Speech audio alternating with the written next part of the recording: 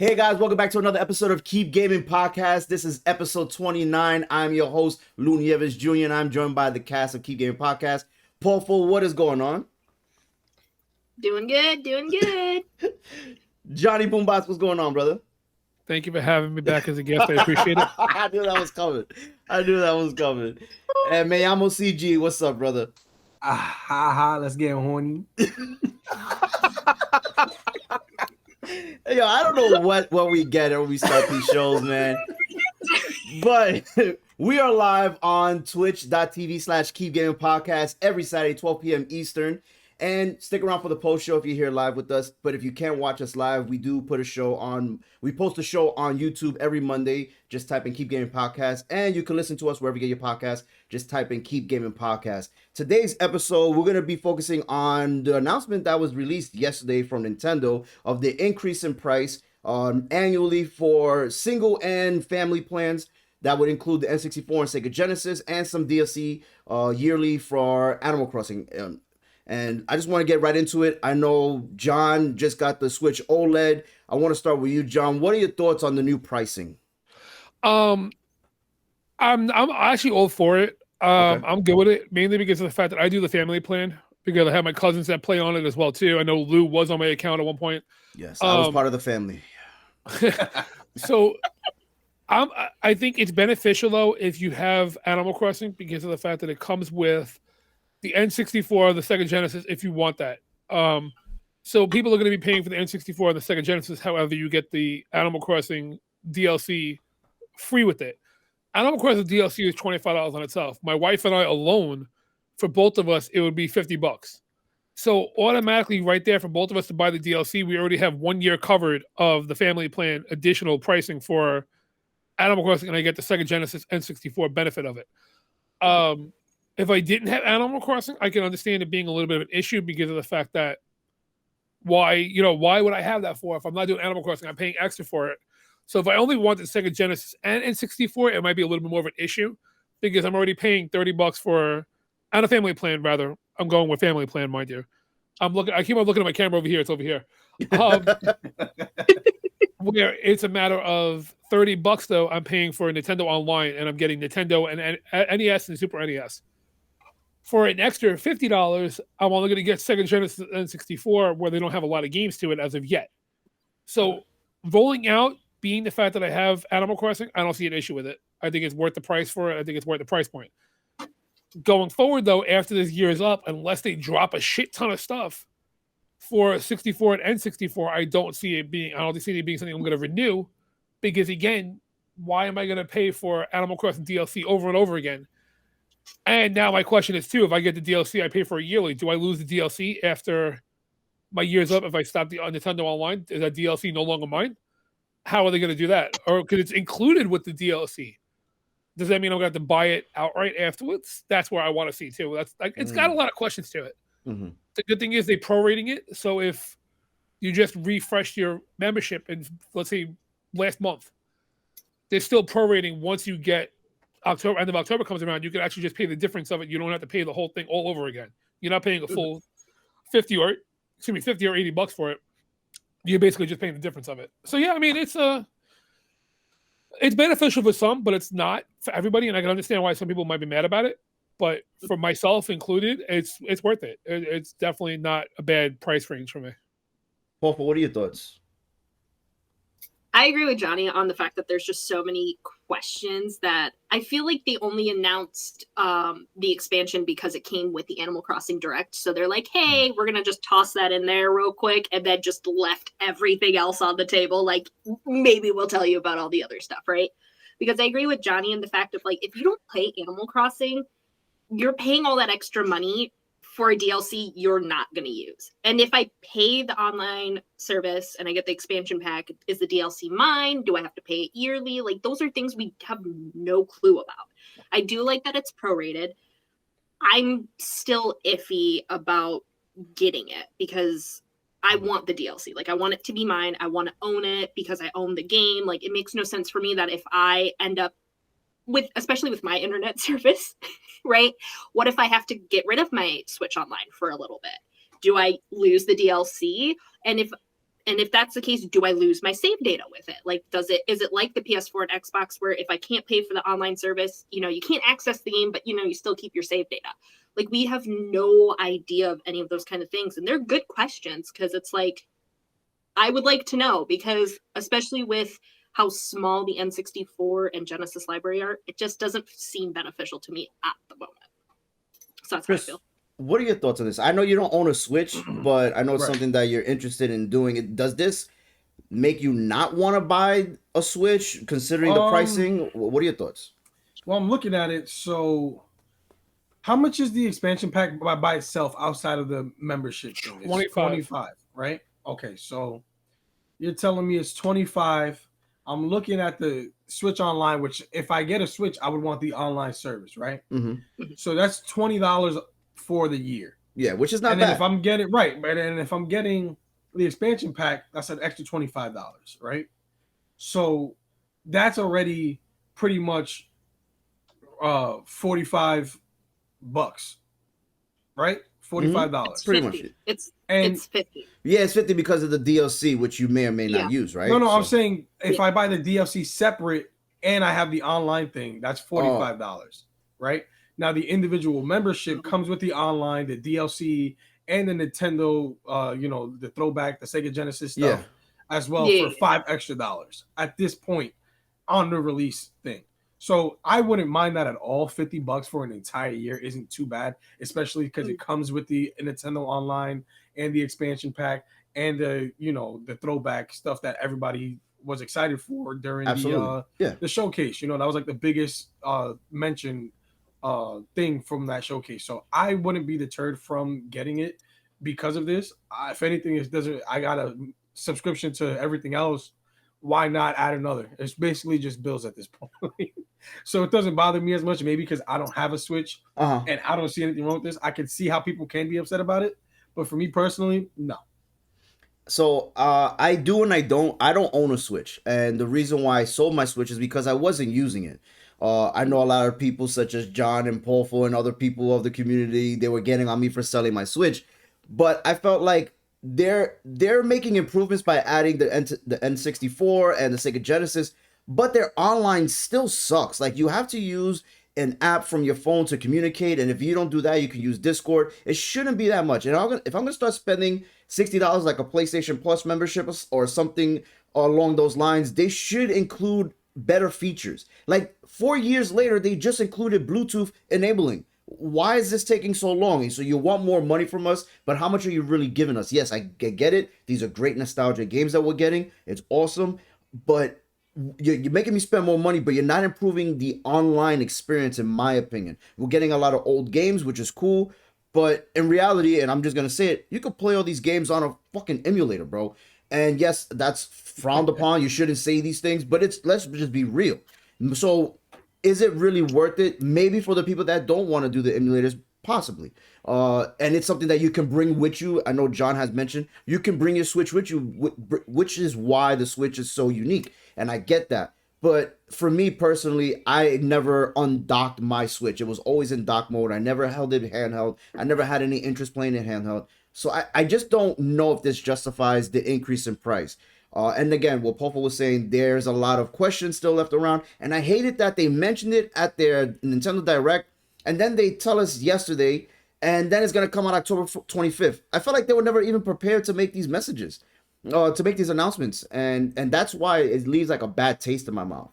I don't know how you guys feel, but I'm going to go into the next point of this. And that's going to be about the pricing and the only availability that was on their website for the controllers. The Nintendo 64 controller and the Sega Genesis controller were only available on their website and sold out within minutes. And John was even mentioning that the Switch OLED was being priced on eBay for $700. So, John, what are your thoughts on this, man? So I do know that I pre-ordered the Switch OLED when they first announced it on Amazon. So I got it from day one release. Those of us that pre-ordered it, because a lot of people you were able to pre-order it for a while. It wasn't something that Amazon, Switch was not something that was like hyped up like PS5 was. So you were able to pre-order it. It wasn't an issue. The controllers were not able to be pre-ordered. The controllers just went up for pre-order. I think that's the issue that they ran into, though, is the fact that they pre-ordered. You were able to pre-order the systems, and the OLED. And yes, the OLED, for those of you that do not know, the OLED is not worth your bang for your buck. It's not worth trading on, but I'll go into that in the post show. We'll speak about the OLED in the post show. Yeah. But I think that their issue was that they had the pre-orders for the Nintendo Switch. There wasn't a huge turnout for that. There wasn't a lot of people for that. So you were able to still get it up until day of release. Day of release came around, all of a sudden people were going to stores and they were buying it out instantly online. You couldn't even get your hands on one still. Now it's all of a sudden they restock this, restock that, because people didn't hype up the Switch release. But once they saw how much Switch was getting for when they got it out there, people started going out there. And once they saw that you could not get it, now I think people realized, oh shit, the Switch controllers, I'm going to pre-order that. Bots are going crazy because they want to get their hands on it to resell it day of release. But so I think that one had to do with the other one. I think that the fact that Switch was so hard to get all of a sudden, that made it such a hot commodity for the controllers. If it wasn't for that, I don't think the controllers would be an issue. Okay. I'm excited for the controllers. Don't get me wrong. The price point on it, yes, the price point is a little steep. It's $50, but I mean, Nintendo, when it comes to their controllers, like their remakes for their SNES, NES controllers, they're quality controllers. They're not like, third party knockoff controllers where you feel flimsy. So the price point is justified. It's a little steep, but it is justified for Nintendo's sake. Again, you're playing for nostalgia purposes, which is what Nintendo is keyed on right now, is nostalgia across the board for everything. That's what they're basing their shit on right now. Mm-hmm. So it sucks that it's really hard to get, but I think it'll die down. They'll give it a little bit of time. I don't think it's going to be anything like PS5 or Xbox because we're not worried about a chip. We're not worried about an actual shortage of a product needed to be made for that Absolutely. item. Yeah. So going forward, we'll see how it goes, though. I'll probably get one eventually. I'm not hyping on it, though. I'm not rushing to it. Pawful, what are your thoughts on this? I agree a lot with Johnny. Like, a lot of people are like, oh, the OLED's selling out now, so let me get these controllers real quick. But especially with Nintendo's specialty controllers, they've always had this issue where they can never keep them in stock. Skyward Sword Joy-Cons sold out within minutes. Scalpers started selling them on eBay. We had the Monster Hunter Pro controller. Yeah, same thing. All of those have always sold out. Even the stupid amiibos, like the same thing with those specialty amiibos. Even they had that same issue. So people know that this is something that's consistent with Nintendo. So as soon as this got announced, as soon as the expansion pack got announced, people were already ready. They were like, all right, Nintendo, take my money. I want to do the pre-order. I want to get it now. So this is a known issue, which makes me a little upset and frustrated because it's like, it just ruins it for other people who are like, oh, shoot, I missed it by 10 minutes. Now I'm not getting them. Who knows when they're going to restock? Because that's the other thing, too. Like, I still barely see the Skyward Sword Joy-Cons out. Like, they've been out for months. Same thing with the Pro Controller for Monster Hunter. It's like, they've been out for months. I miss out on 10 minutes. Bam, they're gone again. So I hope that Nintendo will make it better going in the future with their other specialty controllers when they make them, because they are going to. So I just hope that they get a better system for the pre-orders and for restocking. That's all I hope. Chris, what are your thoughts on this, man? If anything, I'm not necessarily too upset with Nintendo per se. If any, it's just the scalpers. I think scalpers ruin everything. Where they get these bots to just buy everything and it's out of stock immediately, and then they resell it for crazy prices. And then the issue is people buy them anyways. It's like, yo, why would you spend X amount of dollars when it's literally just 50? Like these controllers are probably going to go for a couple hundred at this point if they're sold out already. You know what I'm saying? Yeah. So it's like, I think scalpers ruin everything, not only with just video games, with freaking sneakers, all this stuff. Anything that's popular, consoles, all that stuff. They ruin everything. So if anything, I'm more upset with the scalpers and the people falling for the sham where they pay the extra amount of money. It's like, you're killing the game. You're making it harder for the rest of us. They need to figure out, I think websites and companies to figure out a situation where they can stop these people from buying so much of their product that it leaves everybody else with nothing. You know what I mean? Yeah, just don't speak with Activision to make it anti-cheat, because that will get messed up in one day. But that's besides the point. So I'm